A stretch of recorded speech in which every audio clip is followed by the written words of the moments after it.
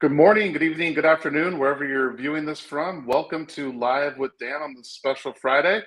We have a very distinguished guest here, Bob Lederer from RFL Communications. I'll bring him on in just a second. But first, I want to give a couple of announcements. One is we have Question Pros X Day coming up on October 26th. So feel free to register for that. We'll put that link in the comments here. So take a look. It's filled with speakers, workshops, and come learn about not only the industry, but also everything that Question Pro is doing there. If you use code Dan-guest, you'll get a complimentary pass to the event. So make sure you check that out. Again, it's October 26th, so coming up in a few short months here. So I want to bring in Bob Lederer. He's president of RFL Communications. So Bob, welcome to the show. Hey, Dan, thank you very much. I appreciate the invitation and the opportunity to spew whatever it is I'm going to tell you for the next 20 minutes. Okay. And we were talking right before we came on about you being a recent Insights 250 winner. So big congrats for that. Thank you. That's one of the great honors in the industry, I believe, because first of all, it's international in scope. And secondly, the review panel that decides whether you make it or not. And you don't even know you've been nominated. I haven't won it in 3 years in a row. I didn't even know I'd won it the first year until I was told the second year that I'd won it again. Communication's wonderful in the world. But to win it 3 years in a row and to be noted by people as somebody that ought to be considered, and then to have that distinguished review panel, give you the thumbs up and say, yeah, Bob's one of those guys is something that I think anybody in the industry would really appreciate. And to have it 3 years in a row, that shows I've been in the industry far too long, probably more. You're a three-time champ, so I like it. I don't know if you know, but they announced at the end of that announcement this year that they're trying to kick out us guys who've won 3 years in a row by creating a Hall of Fame. So any of you out there that might want to put me into the Hall of Fame, I won't say no to that either.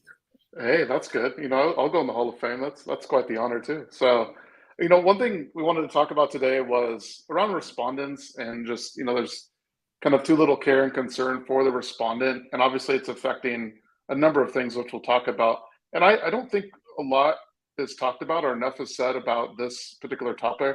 We talk a lot about data quality and so forth, but just around respondents and the concern for them, I think is something interesting that I'm happy to hone in on with you here today. So, just to start the discussion off, how do you think researchers can balance the need for insights while respecting respondents' feelings and valuing their participation? Any thoughts coming to mind there, Bob? Well, let's deal with the question first on a very basic level, and that is, I have real doubts that there's any real sincerity in the industry to do anything along those lines. And I say that because I've been in the industry for 30 years, and at least for the last 25 that I've been cognizant of the real problems with respondent cooperation. I've seen a lot of this and not much action. And it's one of my pet peeves. And one of my ideas that I have been pushing basically anybody that I talk to, at least for the last 5 years, is that I think if we want respondents to take us seriously, that we have to really deal with one of the issues that we all know is, right at the base. And that is making them feel like what they tell us really matters. Good point. Yeah.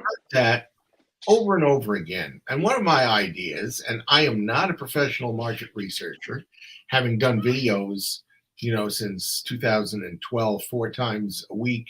I like to say that I'm a market researcher on television or on YouTube. Not professionally, but it just seems to me that it shouldn't be that large a leap. That if you do a study for M&M Mars, or you do a study for Amazon, or you do a study for Coca-Cola, right, you should be capable of going back to the 1,500 or 2,000 or 10,000 respondents that actually completed the questionnaire and say, hey, we wanted to get back to you to let you know what your input to us actually led to. And, we're going to send you a package of new, cherry M&Ms, because you gave us great feedback. Or we want you to know that because you told us what you did, along with 9,999 others, we are rolling out a new product, and you'll see it in the marketplace, in a month or whatever. And we're going to send you electronically a coupon that you can use to get, free sample in the store or wherever you go. And I think that would go a huge way towards getting the typical respondent to be willing the next time to, when they get a phone call or an email or an invitation of some sort, to participate again. And to me, it's so basic. And I don't know what the mechanics of that would be, but we surely know when we do a survey, even though it is blind, we surely do know who these people are that did respond. Yeah, no, I think you bring up a good point, and just even closing the feedback loop of, even I found respondents just want to see, hey, what was the overall data? How did it affect? And where do I factor into all this? Because I feel like a lot of respondents think it's just a big black box. Like, I give my response, and does it really matter? So that closing the feedback loop is huge there. Absolutely. And again, I don't know the mechanics. I don't know what would be involved, the difficulty, cost, or whatever. But whatever it is, let's try to revive our industry. I remember 25 years ago, the industry was absolutely beside itself. Response rates were down to 28%. Like 50 something, like 5 or 10 years before. Well, today we would kill 28%. Yeah. We'd wonder what's wrong with these people. Why are 28% of them responding? I know. But it's true. Like, people would kill for 28% these days. Like, that's unheard of. Even, and I mean, you get it occasionally, but it's very much a rarity. So that's interesting. Yeah. What do you think in terms of, if I'm a respondent, like, what challenges do I face, or what can we do aside from, letting them know, like, hey, this is how your research impacted us, and these are the products we're coming out. Is there anything we can do through the data collection process, you think, that will help respondents feel less fatigued and want to continue to participate? Well, first of all, I hate grids. Okay, there you go. You're out. All right. You're out. Bye. It's been nice knowing you. Try to find something better than that. But I'll tell you one of my pet peeves over the years, because I've been in the industry as long as I have. I'm one of those crazy people who will take a phone call during dinner and actually answer a survey. And you know why I do it? Because 9 times out of 10, I talk to the poor person asking the questions and say, hey, would you tell the person, the company that gave you this survey, that missing something like no answer, to a particular question, or does not apply to a particular question? I mean, these things are just not really thoughtfully, put together. And maybe surprisingly, I don't get those calls anymore. I don't know if anybody else does. I think they're tired of calling me and having me basically, and I try to be nice about it. It's like, listen, I'm not an expert, but you just asked me if I would think this, or this, and none of those 3 apply. So why don't you give me the opportunity to say, I don't agree with any of those. Right. So I think just making the process, and I think that's still pretty common in a lot of surveys. Right. So I mean, you bring up a good point, and just making sure that the survey instrument or the questionnaire, whatever you want to call it, makes sense, and there's no kind of answer choices that are missing, and that when the respondent is answering the questions, it's clear, concise. I think, and I'm sure you've seen this, Bob, and I know that there's a big industry push. Everyone says, oh, our surveys are too long, right? They're 20 minutes, 30 minutes, and that's too long. And the industry always says, yes, but we don't want to, we want to shorten it, but I never see it shortened. I only see surveys getting, longer and longer. So that has its own set of problems as well. In the midst of a conversation like that I had with a good friend of mine, uh, Mm-hmm. at one of the really large beverage companies 10 years ago, and we were in this 20-minute dispute. Yeah. And he said to me, last week we did a 2.5 hour survey. And I went, what? And he said, yeah, Wow. 50 people. And I can't remember the exact numbers. It might have been 25 or 50. And he said, Right. we gave them a $100 incentive or something like that. And they were only too happy to cooperate. But, I think we may have even gone to the point where 20 minutes is too long. In fact, I think that's probably the case. Yeah. People have so many things to do and such little focus and attention. And I'll give you the main reason I believe this. I'm kind of a political person in my beliefs about the United States, and yet there are so many people in the country, clearly, that are paying no attention at all to what's going on politically because they have lives to live. They're trying to put food on the table. They're trying to make sure their kids do their homework and do it well. They're working multiple jobs. And so think about that in terms of getting them to respond to your request to do a survey. It was just not much of a priority, understand. So, I think we need to understand that or make that very foremost in our thinking. It's only going to get worse, not better, because technology is just driving us in that direction. Yeah, and I think attention spans too, right? Even now you see people that are watching TV, they're on their phones at the same time, and they're constantly that's one of the things that's obviously pulling their attention away. And like you mentioned, kids, dinner, life, and it gets difficult. So the longer the surveys are, maybe they'll take the survey, but I'm always skeptical of that last 10 to 5 minutes of that survey. How good is that information going to be?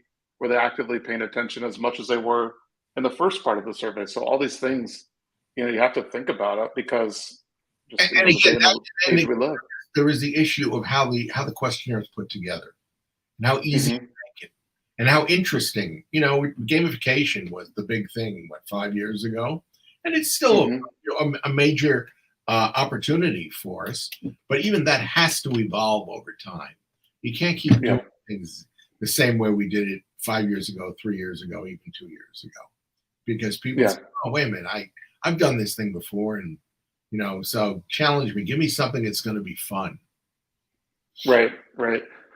Aside from the closing the feedback loop, as you mentioned, and maybe shortening surveys, what are some other successful initiatives that you've seen that have helped improve either long-term respondent participation or even in the short term? What are some other tactics or things that you've seen? Can I turn the question around and tell you some of the things that I think are not working? Yeah, you can do whatever you want. Yeah, that's fine. I started my first market research newsletter in 1995, and it was called Research Business Report. And the idea was that new technologies and new methodologies were going to change the economics and the ability to do research, very well. Now, 1995 was a year before the internet became a research tool or the idea of a research tool. And I took a great deal of abuse from traditional researchers. And I felt at the time, I deserve it. I don't know enough about the market research industry and about doing research to know if it's good or bad. But I gradually, over the course of the next several years, came to understand and respect the potential that online research presented. And clearly it has become the dominant, way that we do research now. But fast forward 30 years later to today. And I think the problem is, believe it or not, we've got too much technology. And not in the sense that that we've literally got too much out there, but we have too much untested, unregulated, and I don't mean government, but unregulated, in the sense that it hasn't been tested sufficiently before it's rolled out. People have asked me over the years, Dan, what's the biggest change that you've seen in the industry? And my answer for the last 10 years has been the same, and it hasn't changed. And it's this. In 1995, Dan, if you and I had developed a great idea, let's say we invented online research, Mm-hmm. taken it to some of the big research users in the industry, like Coke or General Mills or General, Sure. whoever, C&G. Right. Yep. Say, hey, we got a great new research tool that we'd like you to consider because we think it can be a difference maker. And those companies would have told us, okay, we'll do research with you, but you got to sign an NDA, and you pay for the test. Mm-hmm. Okay, and Yeah. back then would have done it, and they did do it. Mm-hmm. Fast forward to today. If you and I come up with a new way to do research today, and you and I'll talk after we're done with this video about that, and we decide, let's roll this thing out.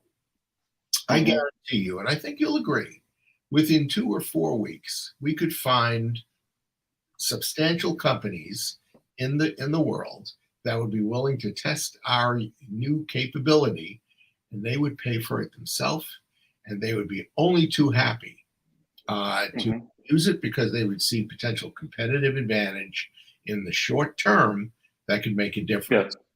Now, there's a positive to that, but the fact that I don't think there's sufficient beta testing that has gone on.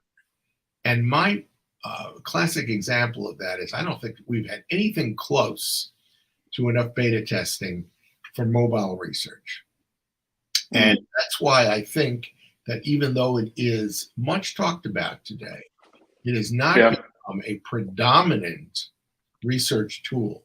And considering all the cell phones that are out there, I mean, there are parts of the world that never had a laptop, that have never had a desktop. They only have a cell phone. And yet we're not really able to make maximum and optimum use of that tool because the beta testing, I don't believe, took place to the point where companies could feel really comfortable that trying to do the research, directly to the cell phone would make a difference. And on top of that, there are so many different types of mobile research out there. At one point, that's what I was going to ask you. Like, what type, Yeah, at one point, we at RFL Communications, we actually looked at how many different research tools there were, and this is like back in 2017, maybe 2015. How many research tools are there out there today, 18 years ago, as compared to 1995? Well, in 1995, if you wanted to do research, you could call somebody on the phone, you could intercept them at the mall, you could knock on their back door, or you could send them something through the mail. 4. Right. Okay. In 2015, when we looked at it, we came up with 86 and we stopped counting. Because it wasn't just mobile research as one example. I think we came up with 10 or 12 different ways of doing mobile research. And it's grown since then. So I think there's too much untested technology out there, and I think that's a disservice, certainly to our clients who have been turned in many cases into guinea pigs. Companies like Coca-Cola and General Mills and the like, they used to insist, show us your beta testing before we're going to do this. I don't think that's a major question anymore. Yeah, I think it depends on the kind of the clients you're talking with. Some of them are like, we'll try it out, no problem. Other companies are, well, can you show us some case studies and back up, some of these claims and things that you're saying. So, even when we release new tech or new things in the market, it's interesting. We know some companies will try it out, and maybe that's the relationships we have with some of those people at the companies, but other ones, really want to wait and hold off. And I think the appetite is definitely different even than it was, back in the day. So it's kind of interesting. And to your point, there are, a lot of companies that just start up and they do, or they claim to do one thing really, really well. And you kind of get in there and maybe they can't do it so well, So Yeah, I think a lot of these new technologies, and You we'll can't, only see more and more. you can't replicate what you claim you can do, then you can't really do it. Yeah, yeah.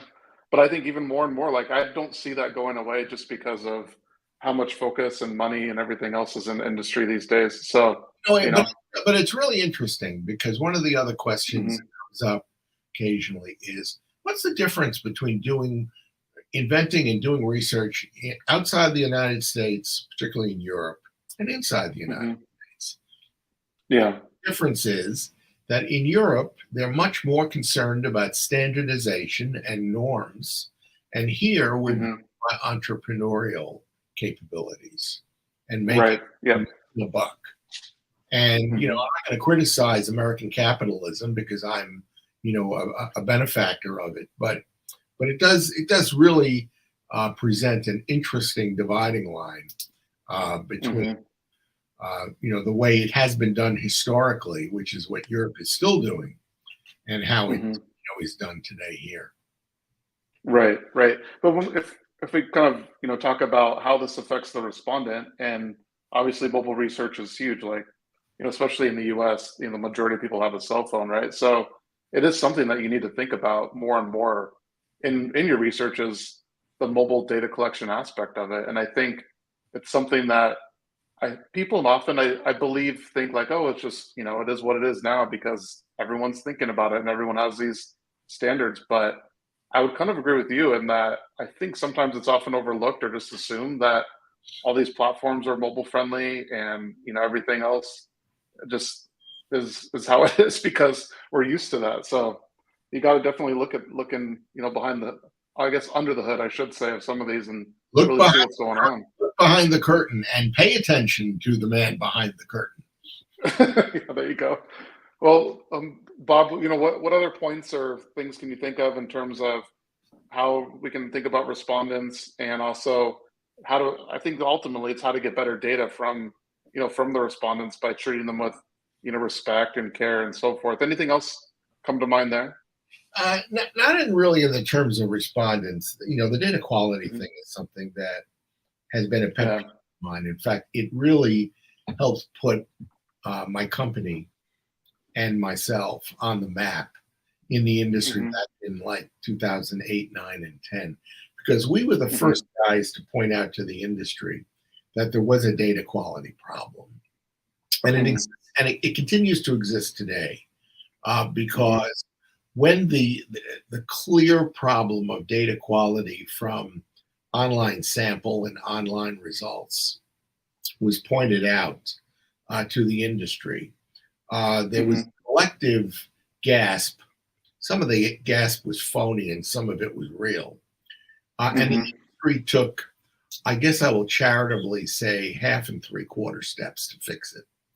Um, and in 2011, in particular, the ARF brought together all the um, interested parties who wanted to fix data quality and take Hmm. nothing away from ARF's effort. But one of the problems with an association leading that effort is that the members have vested interests in doing things and doing things in a certain way. And just to be real Hmm. specific, we actually had started the first initiatives in the industry to try to find fixes to the data quality problem. And Right. I started getting phone calls from friends in the industry who said to me Hmm. that major companies in the industry were going around and saying, stop working with Bob Lederer because uh, Mm. he's a troublemaker, guilty as charged. And secondly, what they didn't say, but which was apparent, is that it's going to cost a lot of money to fix. That's what I was thinking too. I knew you were gonna hit on that. I Yeah. mean, there were huge panels that the major companies had 40, 50 million people, and they needed to be cleaned up enormously at tremendous cost.